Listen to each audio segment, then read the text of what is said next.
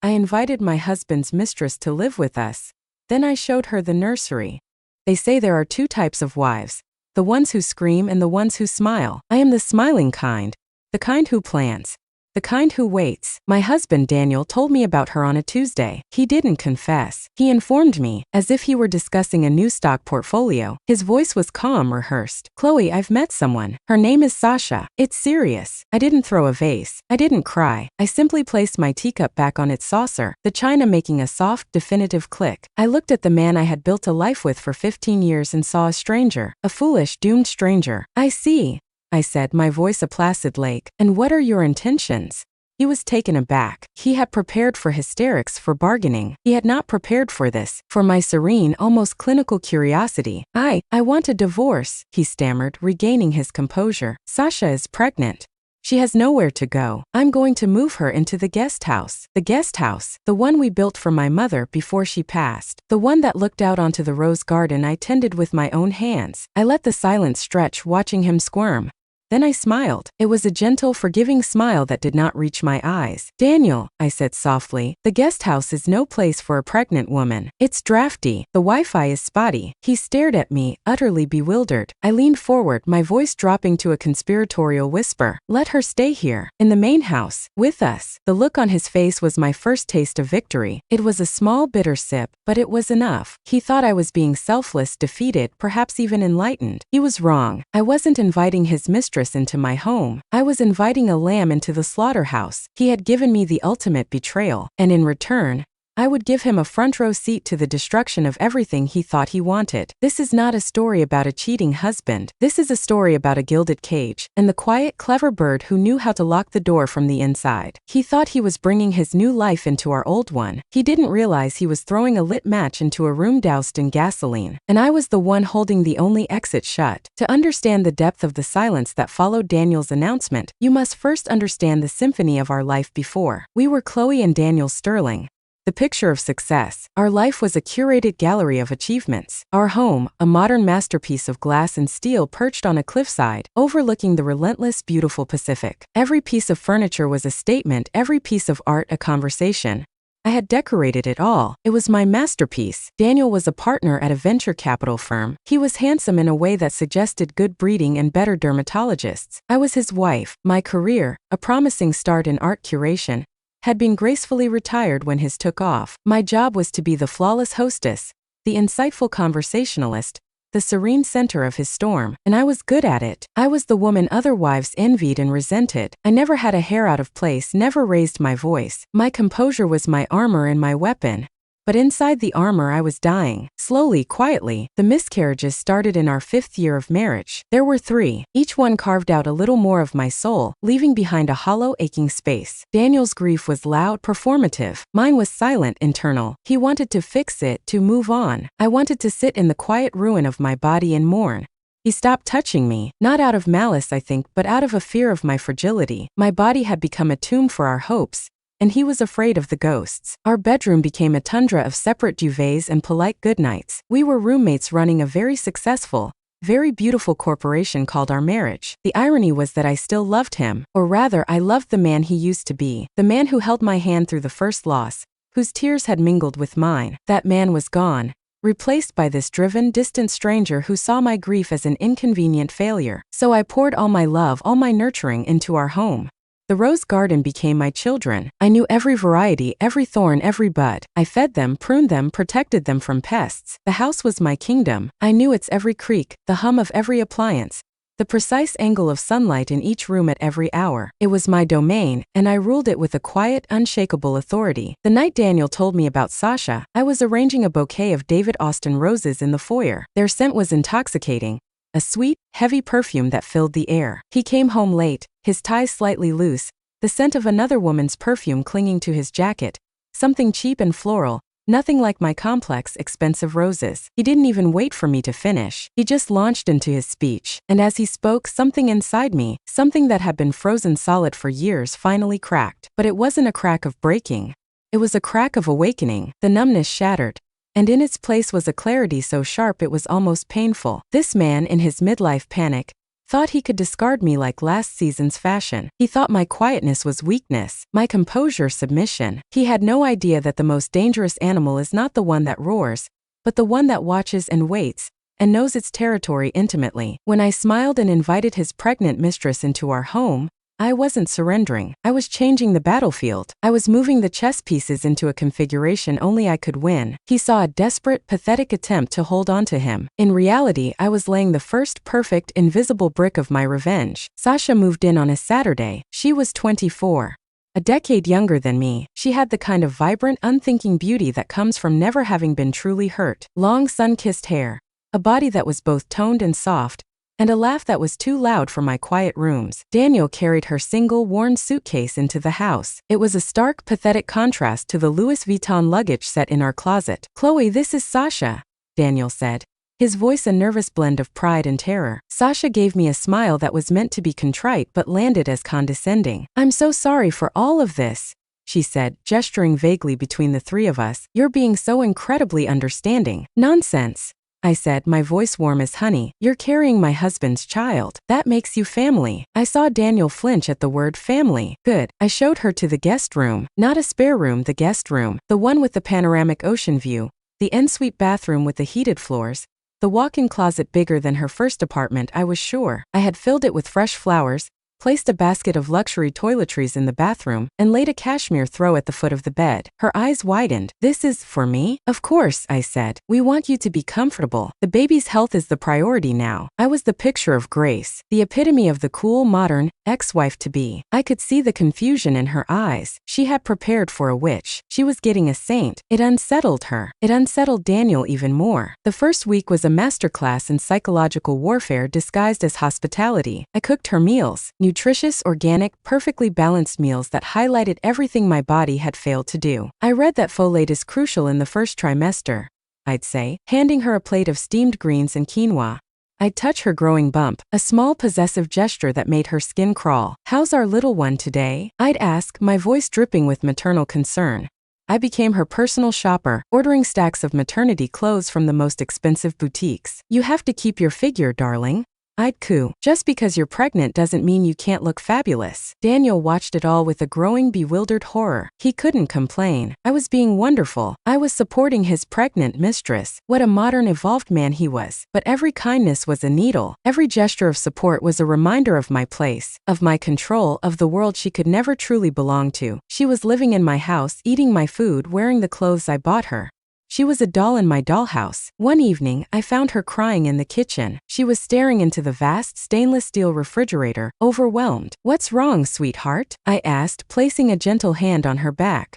She jumped. "It's nothing. I'm just tired, and I was craving a pickle, but," she gestured at the fridge, stocked with artisan cheeses, imported waters, and my homemade preserves. There was no room for pickles. I smiled. "Oh, pregnancy cravings. How wonderful. It's the baby telling you what it needs." "Daniel, darling," I called out, "Sasha needs pickles. Could you run to the store?" It was 10 p.m. Daniel was in his robe reading reports. He looked up annoyed. "Now, for the baby," I said, my tone leaving no room for argument. He went, and as he trudged out into the night, I turned back to Sasha. "You see, we take care of you here." The look she gave me was no longer one of condescension or pity. It was the first flicker of fear. She was starting to understand. She wasn't a guest. She was a prisoner of war. And I was her charming, merciless warden. The stage was set. The players were in place. It was almost time for the main performance. My revenge was not born of blind rage. It was a surgical procedure, and like any good surgeon, I needed to know exactly where to cut. I needed to know my enemy. Sasha was an open book, and a poorly written one at that. A would-be influencer from Arizona, with a social media feed full of filtered selfies and inspirational quotes stolen from Pinterest. She had met Daniel at a hotel bar where she was supposedly networking. She had no job, no savings, no family to speak of. Daniel was her lottery ticket. But Daniel was the more complex target. I needed to find his pressure points, his secrets. I started with the financials. As the flawless, trusting wife, I had always let Daniel handle the boring money matters. Now I became a shadow in our own accounts. I used the password he'd foolishly used for everything, the name of his childhood dog, Buster, to access his private financial software. What I found was a revelation. It wasn't just about Sasha. There was a separate account, one I'd never seen, flush with cash, hundreds of thousands of dollars. It wasn't his salary. The transfers were from a shell company with a name I didn't recognize. My husband, the straight-laced venture capitalist, was skimming. He was embezzling from his own partners. This wasn't just a midlife crisis. This was a full-scale self-immolation. The pressure of maintaining our lifestyle, of being Daniel Sterling, had broken him. Sasha wasn't the cause. She was a symptom, a shiny, distracting symptom. I dug deeper. I installed keylogging software on his laptop. I listened in on his business calls from my private sitting room, which shared a vent with his office. I learned about the partners he was betraying, the deals he was rigging, the lies stacked upon lies. I was no longer just a wronged wife. I was a witness to a crime. And I held all the evidence. Meanwhile, the domestic torture continued. I took Sasha to her prenatal appointments. I sat in the room holding her hand, asking the doctor thoughtful questions about amniotic fluid and cervical length. Daniel was always too busy. I was the devoted whatever I was. In the car on the way home, I would casually dismantle her confidence. The doctor said you've gained a little more weight than expected. I'd muse, staring at the road. It's so hard to lose after the baby comes. Or, Daniel always said he wanted a son who would play football. I hope for your sake it's a boy. He was so disappointed when, well, never mind. I would show her pictures of Daniel and me in our early years, sailing in the Mediterranean, laughing at a gallery opening. He was so wild back then. I'd sigh nostalgically, so passionate. It's a shame he's so stressed now. All he talks about is work and money. I hope he's different with you. I was planting seeds of doubt, painting a picture of a stressed, dishonest, and ultimately disappointing man. I was making her lottery ticket look like a losing scratch-off. The noose was silk, but it was tightening. She started arguing with him. I'd hear them at night, her voice shrill, his defensive. Why are you never here, Daniel? Chloe is more of a partner to me than you are. I'm working, Sasha, to pay for all of this. Working on what? Your secret accounts. Silence. I'd smile in the dark. She was using the information I'd subtly fed her. I was turning them against each other, using their own greed and insecurity as the weapons. The final piece of the puzzle fell into place one afternoon. Sasha was napping. Daniel was at the office. I was in his study, dusting. I found it tucked inside a volume of Sun Tzu's The Art of War, a cheap burner phone. It powered on. There was only one number in the contacts. I didn't call it. I was patient. I waited. A few days later, the phone buzzed. A text message. The partners are asking questions. The Luxembourg transfer is stuck. We need to move faster. Is the girl still in the picture? The girl. Sasha. My blood went cold then hot. This wasn't just about money. This was about an exit plan. His exit plan. He wasn't just planning to leave me, he was planning to disappear. And Sasha and the baby, were they part of the plan? Or were they baggage he intended to jettison? The stakes had just been raised to a life and death level. This was no longer about heartbreak. It was about survival. The investigation was over. I had everything I needed. The embezzlement, the secret partner, the burner phone, the mistress, the baby. It was time to stop gathering ammunition.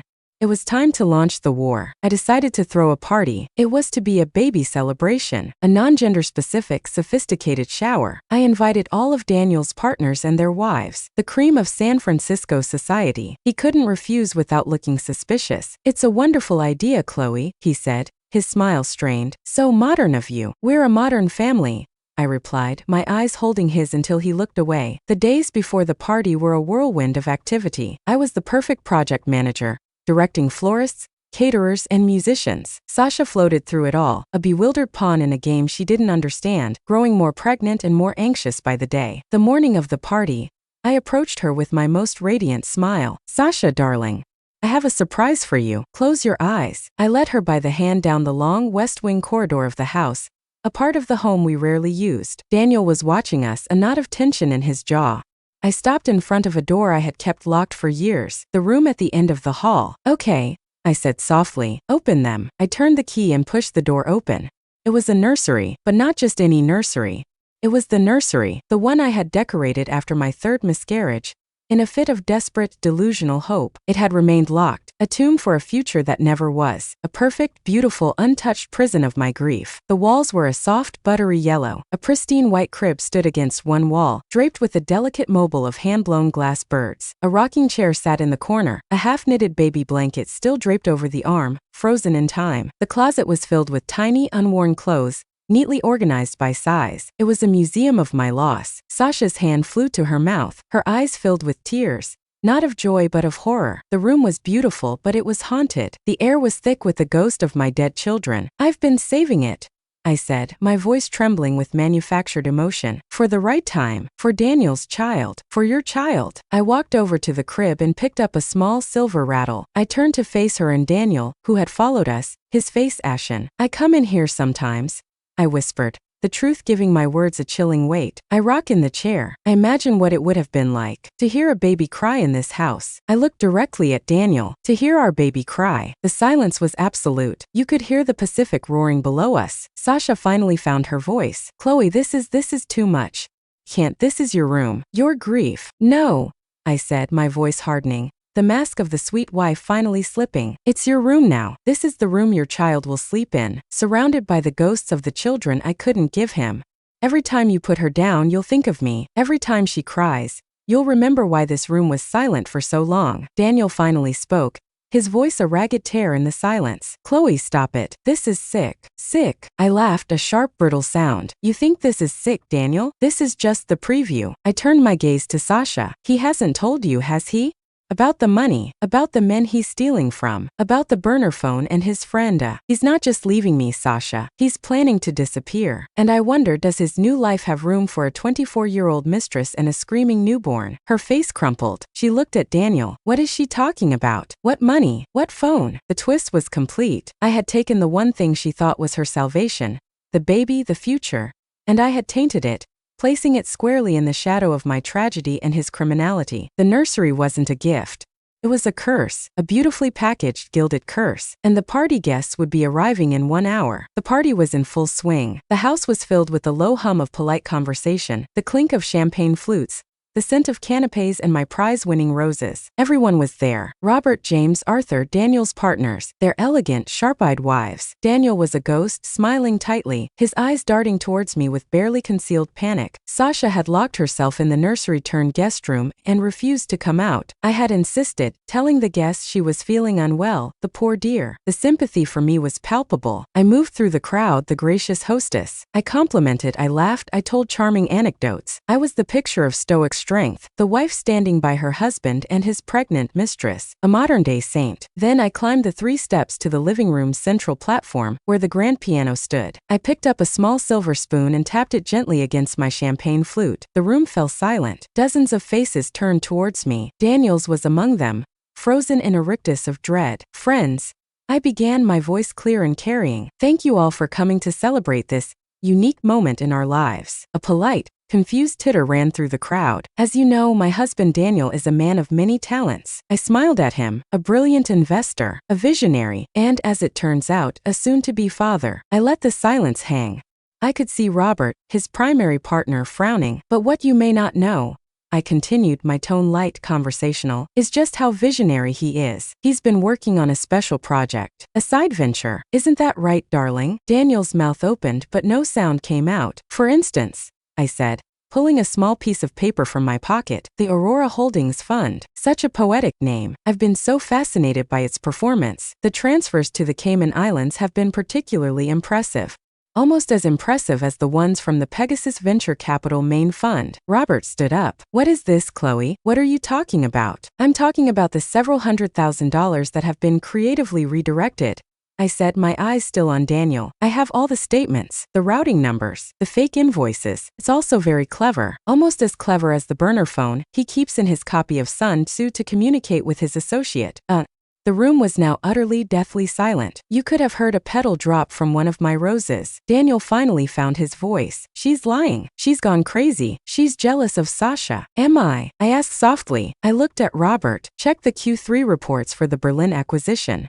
The numbers are off by exactly 250,000 euros. It's routed through a shell company called Nordic Wolf. The password to Daniel's private server is Buster87. The color drained from Robert's face. He knew I wasn't lying. The specificity was damning. It was then that Sasha emerged from the hallway. Her face was blotchy from crying, her eyes wild. She was clutching her stomach. Is it true, Daniel?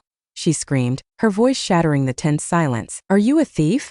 Are you going to leave me? Are we just baggage? The entire party turned to stare at her, then back at Daniel. The scandal was no longer a private affair. It was a public execution. Daniel looked from his horrified partners to his screaming pregnant mistress to me standing calmly on the podium with a faint serene smile on my face. He finally saw it, the entire intricate trap. He saw how every piece, his infidelity, his embezzlement, my composure, had been maneuvered into this single catastrophic moment. His career was over. His reputation was in tatters. His mistress was unraveling before his eyes. And his wife, the quiet, smiling wife, had been the architect of it all. He didn't say a word. He just sank to his knees right there on the Persian rug, his head in his hands. The climax wasn't a scream. It was a whisper. It was the sound of a gilded life shattering into a million irreparable pieces, in front of the only audience that ever mattered to him. 6 months have passed. Daniel was fired. He was also prosecuted. The evidence I provided was overwhelming. He's currently awaiting trial, his assets frozen. He lives in a rented room, a ghost of the man he once was. He tried to call me once to beg, to blame. I changed my number. His partner, was arrested trying to board a flight to Buenos Aires. The web was torn down completely. The house is mine. The prenuptial agreement had a very clear infidelity clause. I own the gilded cage, free and clear. Sasha? She had the baby, a girl. She named her Grace. She sent me a text, a single photo from a number I didn't recognize. Then she disappeared. I heard she moved back to Arizona to live with a cousin. I don't know if Daniel will ever meet his daughter. I don't care. Sometimes, in the deep quiet of the night, I walk into the nursery. I finally had it cleared out. The crib is gone. The tiny clothes were donated. I had it repainted a deep, calming navy blue. It's my art studio now. Canvases and paints are scattered where grief once festered. I am no longer the smiling wife. I am just me, Chloe. The quiet has finally become peace, not a weapon. The roses are more beautiful than ever. I tend to them myself. I won. I destroyed my husband and dismantled his new life before it could even begin. I got everything I wanted. The house, the money, my freedom. My revenge was perfect, precise, and utterly complete. So why do I sometimes stand at the cliff's edge in my garden, watching the relentless gray ocean, and feel nothing but a vast hollow emptiness? I scorched the earth to punish him, and in doing so, I ensured nothing could ever grow there again. I am free. I am victorious. I am alone, and in the profound silence of my victory, I am left with a single chilling question that echoes through the beautiful empty rooms of my home. When your revenge is a perfect masterpiece, but it destroys the canvas of your own soul in the process, was the art ever really worth creating? He thought he could replace me with a newer model and discard me like yesterday's news. So I showed him the true cost of an upgrade. But tell me, was my silent strength? Or was it the most dangerous form of madness?